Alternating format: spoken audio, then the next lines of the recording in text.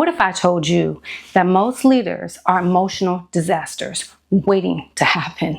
In that moment when your team needs you most, when the crisis hits, when the emotions spike, when everything feels out of control, you're actually making everything worse.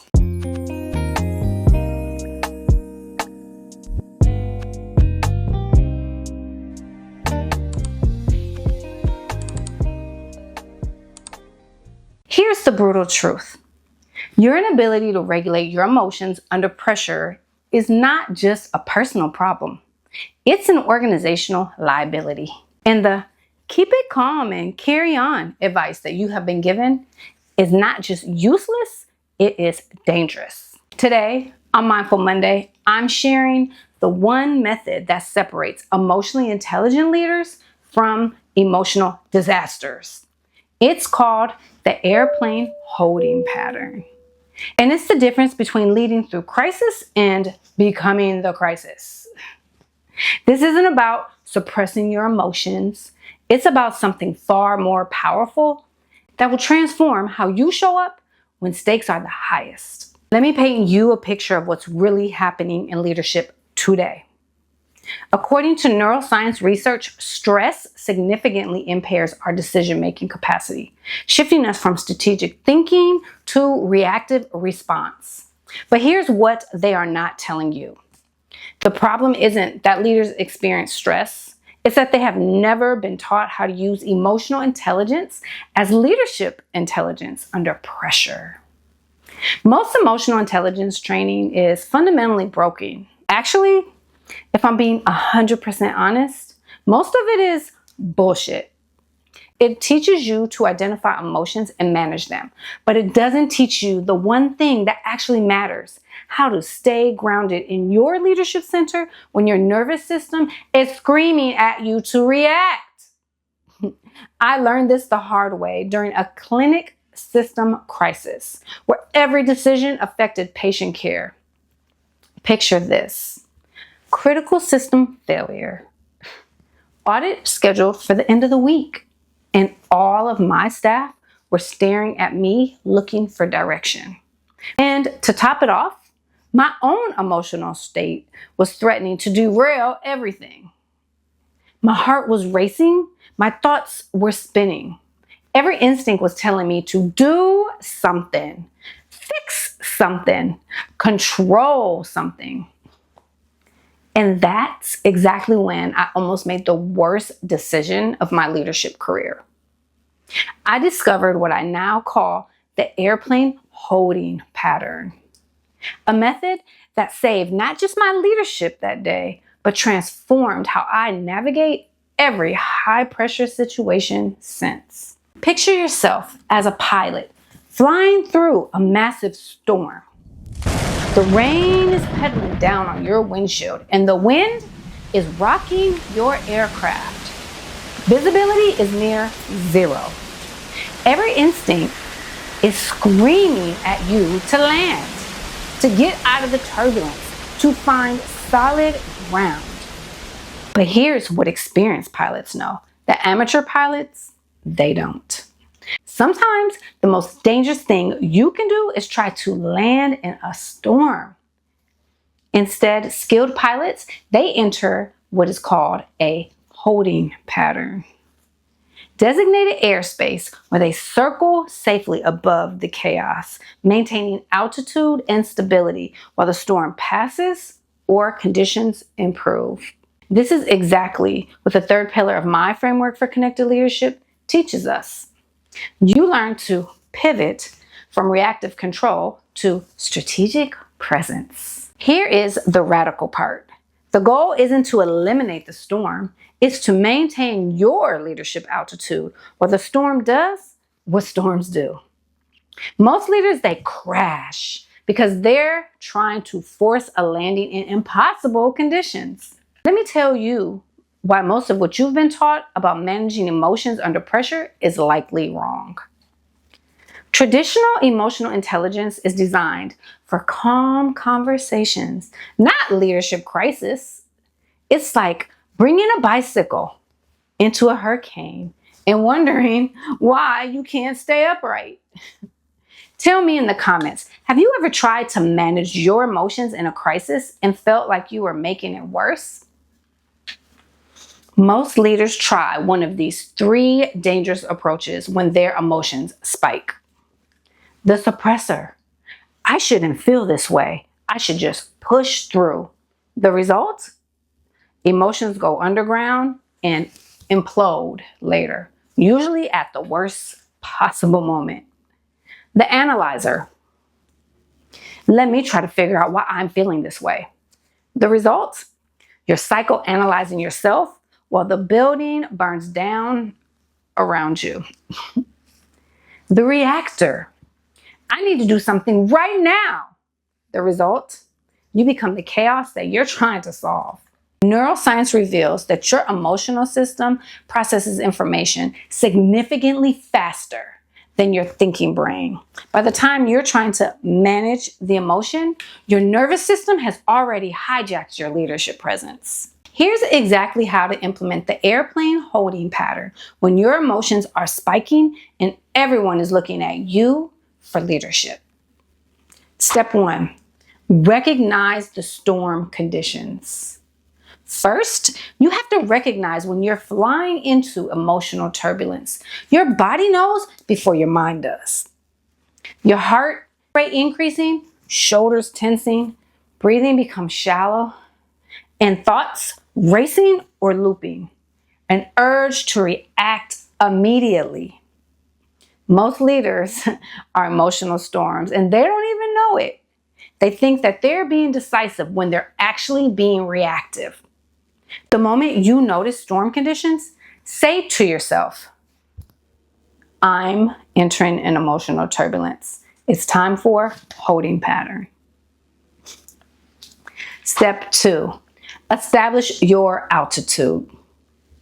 Just like a pilot maintains safe altitude above the storm, you have to maintain safe emotional altitude above the reactive chaos. Take 3 specific breaths. Breath 1. I am the pilot and not the storm. Breath 2. My worth is not determined by this moment. Breath 3. I can hold space for this without becoming it. Your leadership presence is your altitude. When you maintain it, you can see clearly. When you lose it, you crash. Step 3, check your instruments. Pilots rely on instruments when visibility is 0.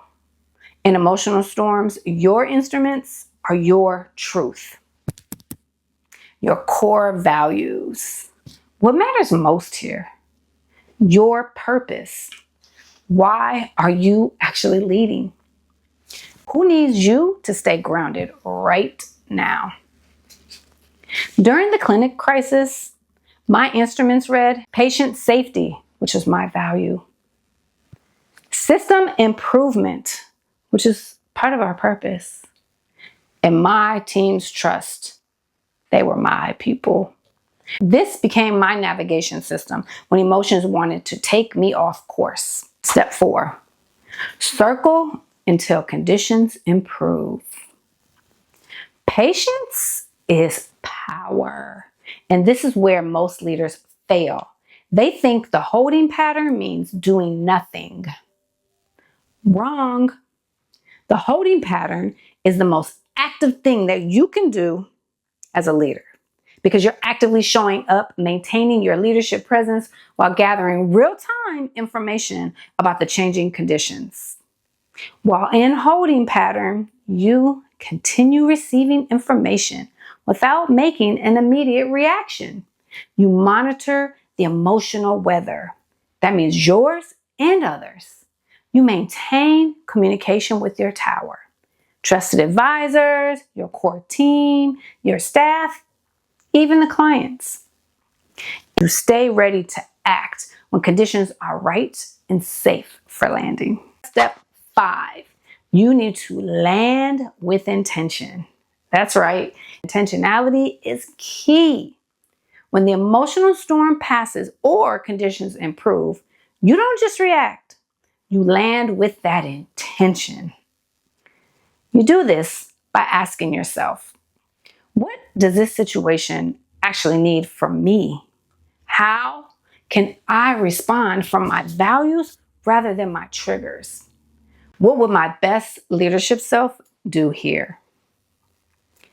In that clinic crisis, my holding pattern, it lasted about 10 minutes. When I landed, I was able to coordinate with IT. I was able to communicate clearly with my partners in the community, and I was able to support my team, all from a grounded place instead of reactive chaos. I know some of you are thinking, this sounds like standing still while everything falls apart. Let me address that head on. The biggest myth in leadership is that a fast response equals a good response. That's how you get leaders who are always in crisis mode. They're always putting out fires, and they never find themselves actually leading. Once you master your own personal holding pattern, you can start using this method to help your entire team navigate emotional turbulence. Most team meetings during a crisis are emotional crash sites. Everyone is trying to land their anxiety immediately, creating more and more turbulence. Start crisis meetings with, we're all in emotional turbulence right now. Let's establish our holding pattern before we try to solve anything. Have your team identify what are their collective instruments, shared values, common purpose, the people or the individuals that you serve. Who are you serving? Teams that can't hold pattern together will crash. For major decisions under emotional pressure, implement what I call the 24-hour holding pattern rule. If emotions are high, automatically delay major decisions by 24 hours unless there's immediate physical danger. Drop a comment. What's one decision you wish you had waited 24 hours to make? Here's your challenge. Identify one reoccurring situation where you consistently lose your emotional altitude. Maybe it's certain types of meetings, specific stakeholder interactions, or particular kinds of crisis. Here's what might ruffle feathers. Most leaders watching this right now are convinced they don't lose emotional altitude. I hate to tell you, but you're wrong. And this is exactly why you need this method. Drop a comment and tell me, what's your biggest emotional turbulence trigger as a leader? Is it criticism, uncertainty, time pressure, passive-aggressive behavior, or something else? If you're tired of being an emotional disaster when your team needs you the most, hit that subscribe button. I'm building a community of leaders who stay grounded when everyone else is losing their minds. Here's something that might offend people, but I'm going to ask you to do it anyway. Please share this video with any leader who you know needs to learn the difference between reacting and responding. Trust me, their teams will thank you. Worthy Wednesday's episode is going to be intense. I'm going to talk about how to be emotional air traffic control for your team. I will show you how to help others navigate their emotional storms without getting sucked into the turbulence yourself. Remember, you can't control the storms, but you can master your altitude.